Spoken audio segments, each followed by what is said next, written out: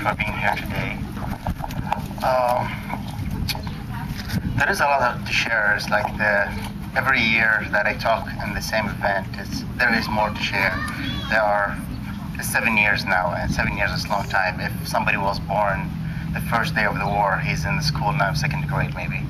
So we created a generation of the war. Some people just see it as normal because if you're just born with it, and you were 7 when the war was there, and the first thing you learn is, so what, people are dying, it's on TV, it's totally fine. And you're 14, you would think it's right, but you haven't really seen what it really looks like. This is the main problem. And what's the result of that? The result of that, it could be something really dramatic.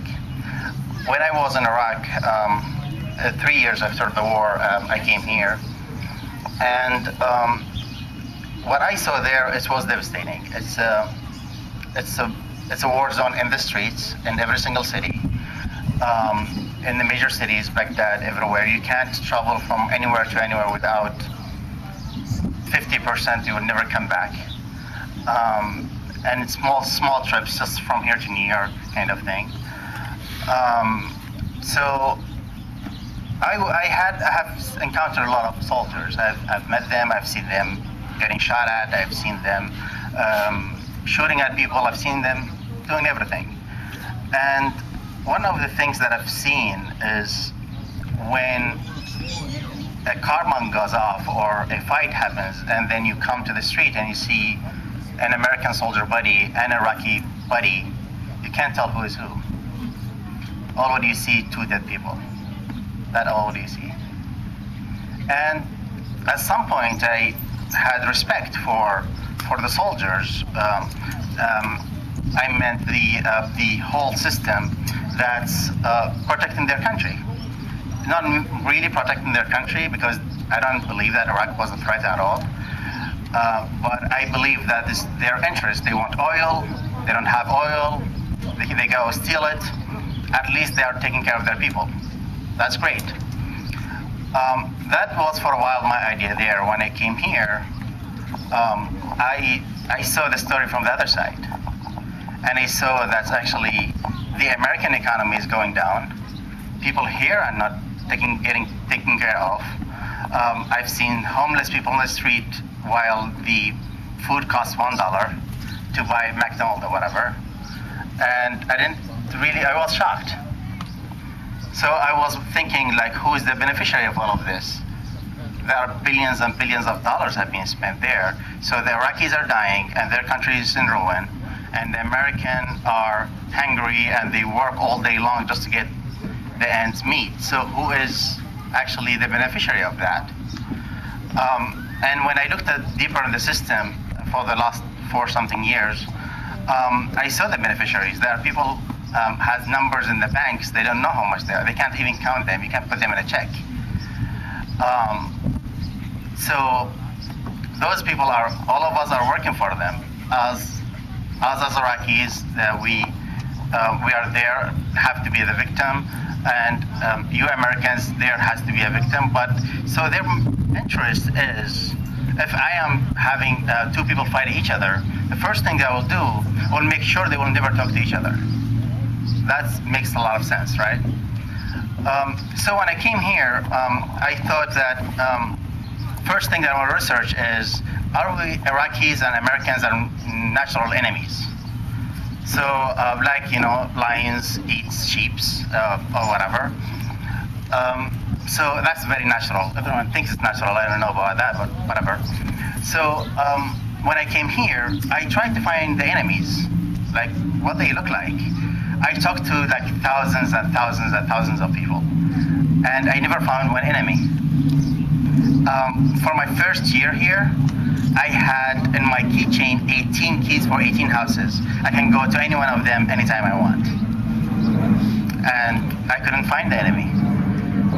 So when we thought about this idea of having the memorial set up there, to first show that actually the 2 sides are equal, and doesn't matter what your skin color looks like or whatever, what your language is.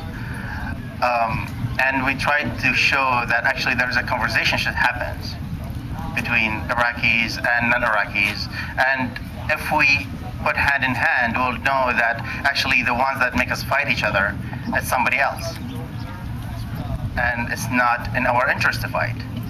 And the humanity, all the humanity, has this idea if they talk to each other.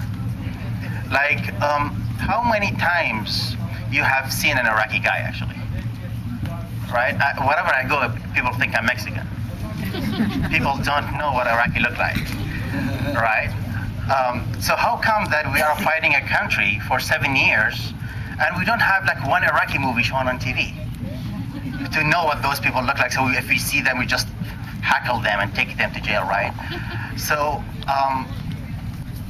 I get questions here, like with respect to everyone, I will get questions like, why your eyes are green?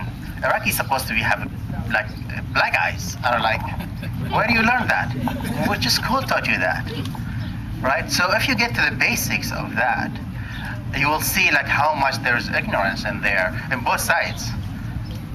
Like even when now like as I am like exposed to both cultures, I remember like the way that we speak in Iraq. We don't say a white American guy, or we say such and such person. We'll say the Americans. The Americans. Anything that's the Americans. Like there are 300 million people. Who the one you're talking about? So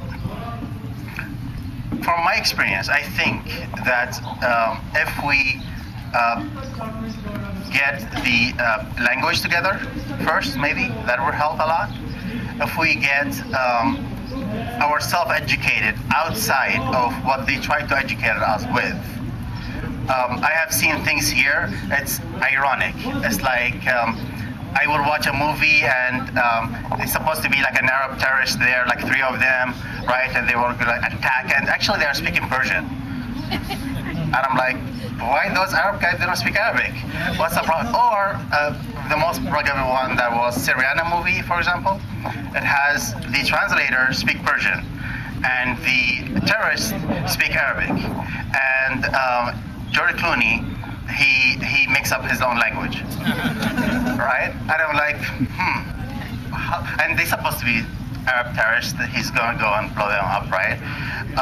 So this association, we have to like get it off of our brain and start looking at people as just people. And then, okay, I know nothing about you, let me check it out first. And if that happens, that will preserve a lot of blood, will preserve a lot of resources, and will preserve both countries. There is no reason for Americans to be afraid, and there is no reason for Iraqis to be afraid. I don't see that. I don't see the reason. So I encourage you guys to look up, and if you want to email me, I will answer any questions you want about Iraq terrorist culture, whatever. How to get, how to know that if the word is Arabic or not, right? There are like 16 letters, like these were ones. Thank you so much for doing that, and I wish, that's what I really wish, that there is a way that I will take picture of all of you and what you are doing here and just post it in the main square in Baghdad to show that actually there are people thinking about them 25 miles away. Thank you so much.